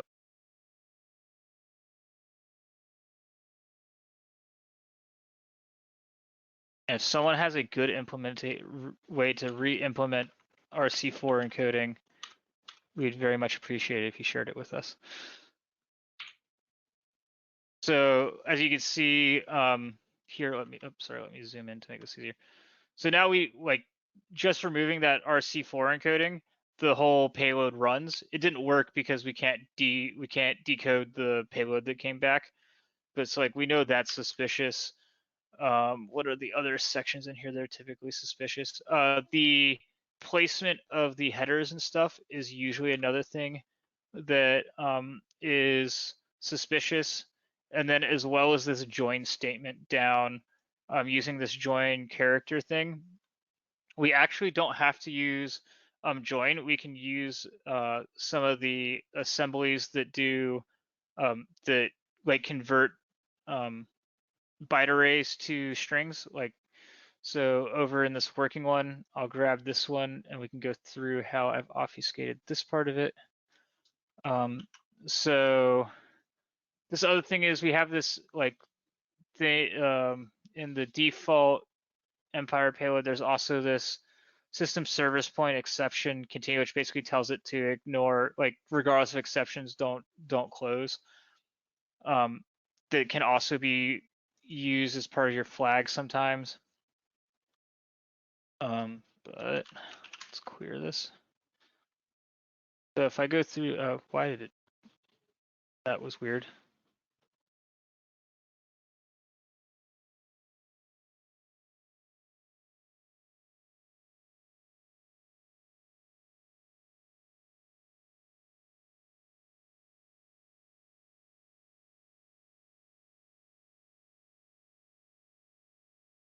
So here's so this is a payload that I know will get passed because I obfuscated it.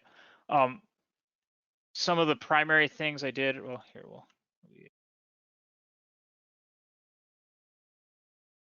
some of the primary things I did was I changed the name for the obfuscation from R to just a random word.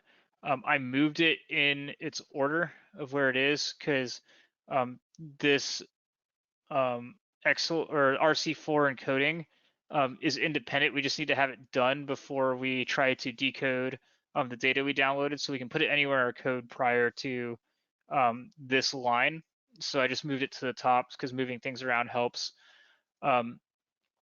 This this news.php, I didn't need to obfuscate it, but it's actually a known flag as well because it's one of the default pages for Empire. So we could change that in Empire to a different name, and that would help. Or we can concatenating also helps it here. But I actually have obfuscated this one enough that I don't need to do that. And then I also changed how we're doing this IEX part, or the decode part. So I'm using a so down here you can see we're using this join on a character array. Instead, we can actually execute this inside part to get a byte array and then get the string from a byte array. And that changes how we're doing things enough that it'll actually allow it to execute. So now we have a working payload going back.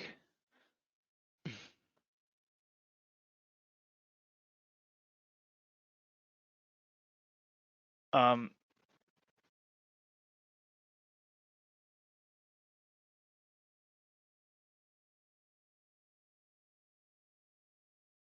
so I don't know if anyone had any specific questions, but we're kind of at the end of our time now. I'm happy to go over more specifics on this PowerShell obfuscation. Which Blackmagic snippet, the where I re-implemented the join, or the random C# code that happened to help me obfuscate my stuff? Oh, I know. I'm aware. Exploit coder. It's part of the job. So this is how I re-implemented the join down at the bottom.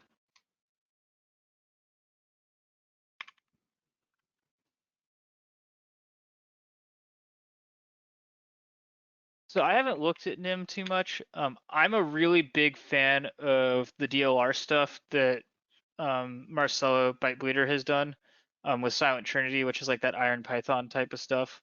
Um, I would, so I tried really hard to actually get some of the DLR style stuff working in Empire, but it turns out that the Empire engine, or sorry, not the Empire engine, the PowerShell engine is like this weird hybrid beast between CLR and DLR and all that stuff, and the things in it don't like quite work properly for you to be able to host the PowerShell compiler elsewhere, because there's some contextual stuff that's taken from the machine for compiling. So I tried really hard to be able to try and like compile the intermediary language on like a remote box and then send it over, but it did. I spent a lot of time trying that, but I think the DLR stuff is really cool. Which is not quite on a remote box compiling it and sending it over, but just the DLR stuff in general is really cool. And I'm gonna touch the Iron Python one. Somebody tried to implement Iron Python in the old Empire project. I think it was like 2 years ago. Someone tried to implement it. The direction we're going with Empire should make implementing those things a lot easier in the future. So we might be able to port some of that code over. But that's a lot of the work that we've been doing recently, is trying to make Empire, like as the server, a lot more streamlined and easier to use. That's especially what Vincent's been pushing, because he's actually a programmer and me and Hubble are not. An Empire training course. Oh, Vince, can you drop a link to the CLI thing we just did? The new CLI thing we did actually was a pretty good Empire training course. We teach a little bit. We do like about an hour segment in our course on Empire, but like we try to not teach Empire specific because we want people to kind of use whatever C2 framework they want. But I haven't really thought about, I don't know if you thought about it, Hubble, of just doing something completely dedicated to that. Well, we usually do one at DEF CON. Like Oh, that's true. yeah, Yep. like we had a workshop at DEF CON last year before they canceled it. Like, so they normally accept us and we come and teach like Empire specific stuff there is usually where we do that. Yeah, if we're lucky and DEF CON have to do workshops again next year, keep an eye out, and then hopefully we'll be able to teach probably, it's about typically 4 hours long. So you'll have a 4 hour opportunity to join a 4 hour course there. And the And nice part then is they're free. Well, somewhat free. I think they charge $25 is what they charge people. yeah, um, and then also our introduction to. Oh, did we cut for the? Can't remember when we did the webinar last year. Did we cut out the Empire part of it? Because we did teach Empire when we taught it at DEF CON I for the think introduction I to think it amp. has a little bit of it, but most of it was cut Yeah. out. Oh yeah, that's how we got it down to like the 2 hour time space instead of the um the the 4 hours that it was originally. Actually, secure this shit. I actually, as part of the C# agents that I've been working on for Empire, I have an entire new C# stager that's like running the C#. The process is actually a C# process and not just a PowerShell process that can execute PowerShell. I won't have to keep stealing your already done modules and implementing to Empire, even though they're great to use. So thanks.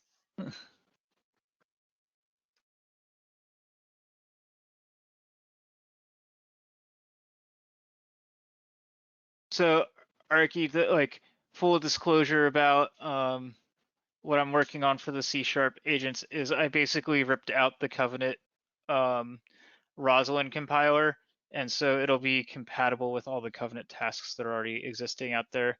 We're trying to make everything as interoperable as possible so that when you have like Covenant tasks that have been built, you can take them to a Covenant C2 if that's what you want to do using those YAML files. That's why we're using um, the same malleable C2 profiles uh, that Cobalt Strike uses. Like our goal is to make empires interoperable as possible.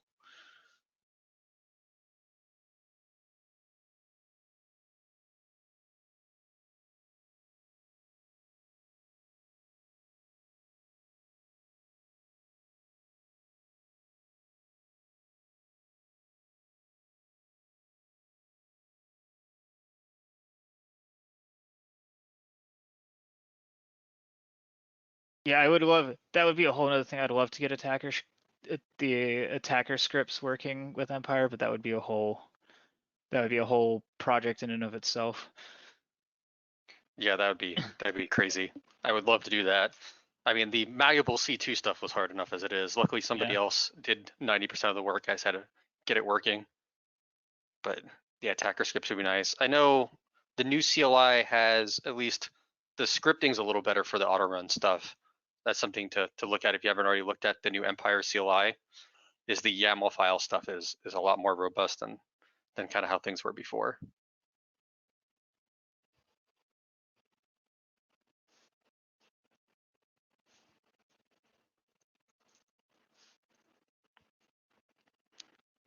Yeah. I think Vince will drop you a link in just a second. Yeah. So I'm gonna go ahead and end the webinar at this point, but we will be around in the Discord server, so feel free to keep asking questions there and we'll respond.